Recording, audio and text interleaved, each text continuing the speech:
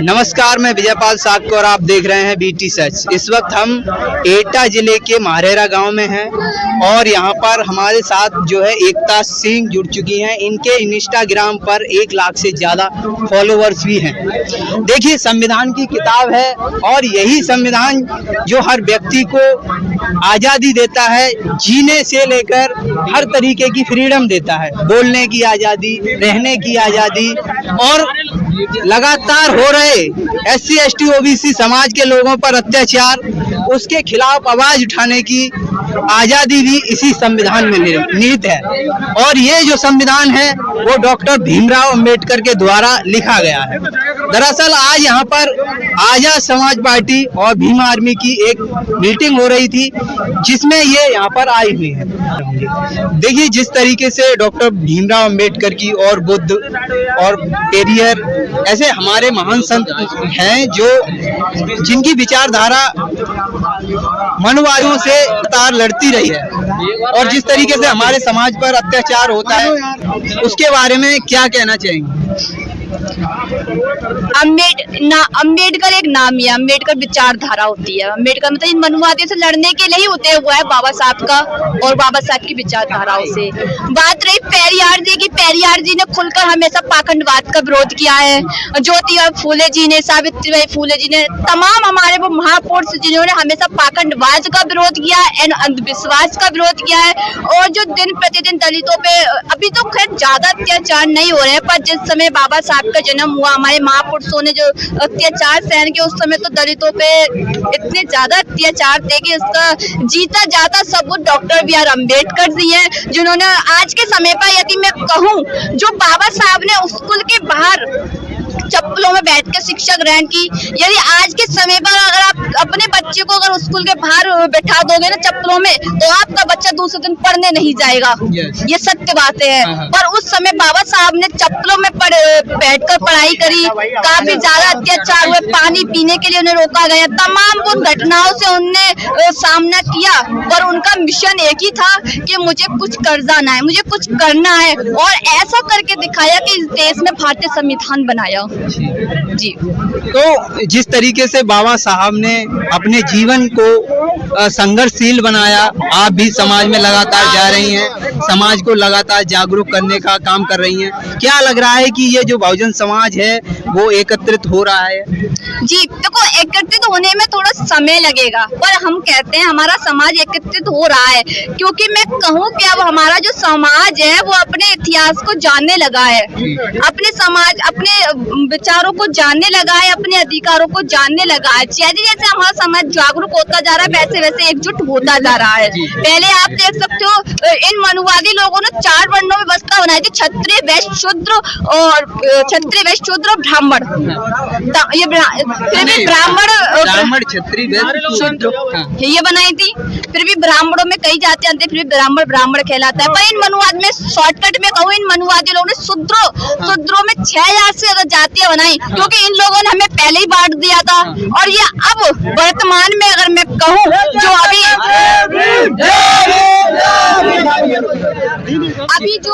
अभी जो इन लोगों ने सुप्रीम कोर्ट ने जो आदेश SC ST वर्गीकरण का जो एक आदेश दिया है, ये क्या है? हमारे समाज को तोड़ने का और आरक्षण को खत्म करने का ये तरीका है। नहीं, वो कह रहे हैं जो जातियां, जो SC ST का आरक्षण है 22%, उसमें जो जाटव जाति है वो सबसे ज्यादा आरक्षण का लाभान्वित है।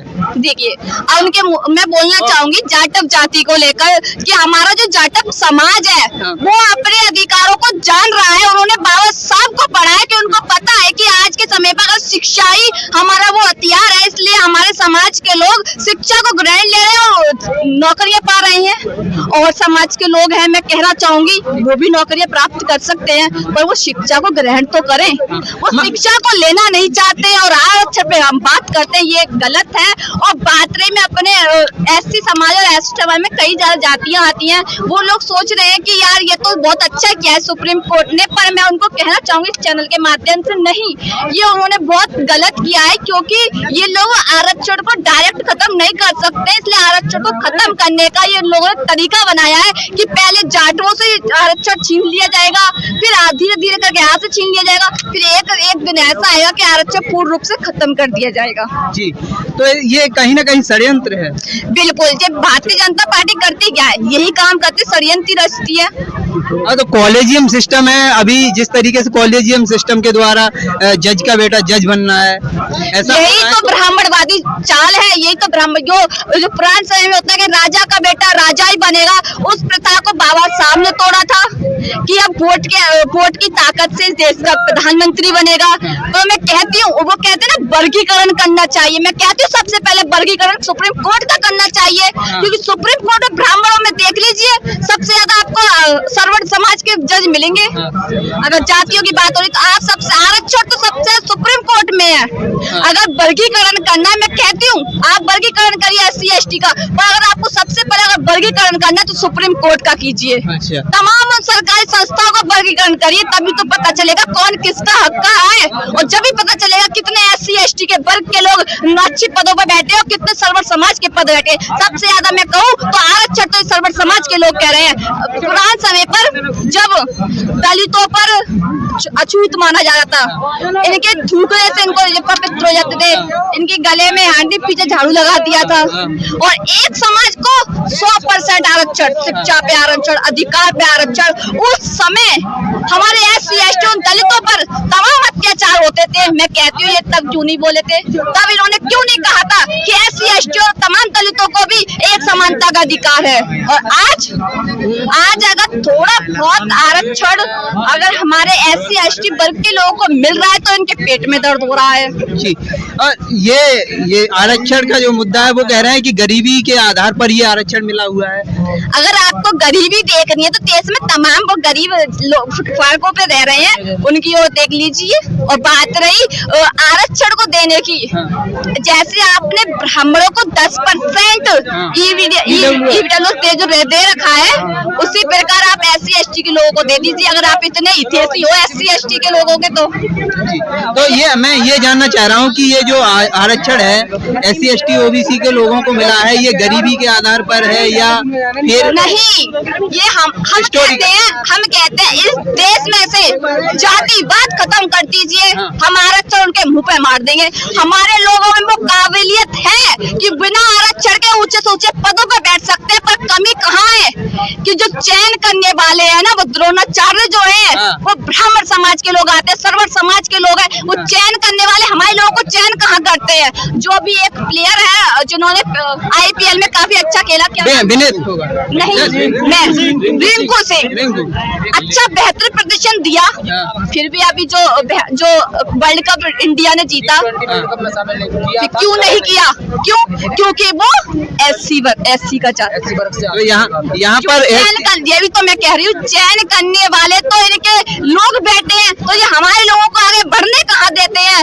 अगर इनको आरक्षण खत्म करना है तो ये जातिवाद खत्म कर दीजिए, समानता की तरह काम करने लग जाइए, आरक्षण मुद्दे के मुंह पे मार देंगे। नहीं, ये पढ़ाया जाता है कि आरक्षण गलत है या आरक्षण से जो है भेदभाव हो रहा है। बाबा साहब ने इसीलिए दिया था क्योंकि उनको पता था कि अगर मैं एक ना एक दिन चला जाऊंगा पर मेरे समाज के लोगों को ये फिर भी दबा देंगे।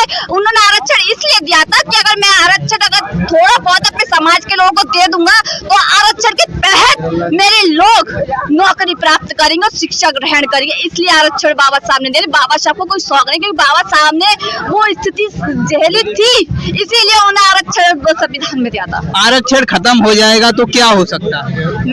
आरक्षण खत्म हो जाएगा तो फिर जो हमारे SC ST वर्ग के जो लोग हैं ना, नौकरी करते करते उनके बाल शिक्षा ग्रहण करते करते सफेद बाल पड़ जाएंगे, पर उनकी नौकरी नहीं लग सकती है। नौकरी नहीं लग सकती, क्योंकि आज के समय पर ये द्रोणाचार्य हमारे लोगों को आगे बढ़ने ही नहीं देंगे।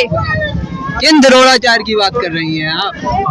बड़ी जो सर्वर समाज से लोग आते हैं, सर्वर समाज जो ऊंचे पदों पे बैठे हैं, जो मनुवादी सरकार है, मनुवादी सरकार बोलूं तो ये BJP सरकार। एकलव्य के साथ भेदभाव हुआ था, उसका अंगूठा काट दिया था, इस तरीके से फिर से अंगूठा काटा जा रहा है। काटा जा रहा है, हो रहा है अत्याचार। पहले भेदभाव हो रहा है, पहले खुल के होता था, अब दब के हो रहा है, पर अत्याचार आज भी हो रहा है। 1 क्लास की नौकरी है, उसमें भी कुछ भेदभाव होता है, चाहे वो चपरासी की नौकरी हो, चाहे वो उच्च लेवल की नौकरी हो, भेदभाव हर जगह है।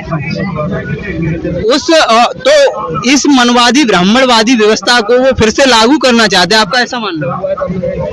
लागू वो करना चाहते हैं, पर मैं तो अपने समाज से कहूंगी कि वो तो चाहेंगे कि इस देश में मनुस्मृति लागू हो, पर हमें अपनी एकता एकजुट दिखानी चाहिए कि जिससे कि ये मनुवादी व्यवस्था के लोग फिर से वो मनुस्मृति लागू ना करें। हमारा जो देश संविधान से चलता है, संविधान से ही चलेगा। वो कहते हैं कि ये अकेले योगी जी कहते हैं ये देश जो है गीता से चलेगा, और कुछ बाबा ये भी कहते हैं। गलत कह रहे हो। योगी जी के चमचे कहते हैं इस बात को। योगी जी का एक बयान नहीं सुना आपने, जब वोट के समय पे उनने क्या कहा, ये देश ना तो गीता से चलेगा ना कुरान से चलेगा, बाबा साहब द्वारा लिखे हुए संविधान से चलेगा। रुकिए, ये बताइए कि कुछ बाबा हैं जो हाथ देख करके सारी बीमारियां बता देते हैं और वो कहते हैं कि ये देश रामायण से चलेगा, गीता से चलेगा। अगर वो बता देते हैं कि देश उससे चलेगा, वो अपने बच्चों को स्कूल में भेजते, मंदिर में रख के सुबह को 2 घंटियां बचती है, एक स्कूल की एक मंदिर की। अपने बच्चे स्कूल ना भेजे, मंदिर भेजे। भिखारी बना सकते हैं उन भिखारी को, तो बात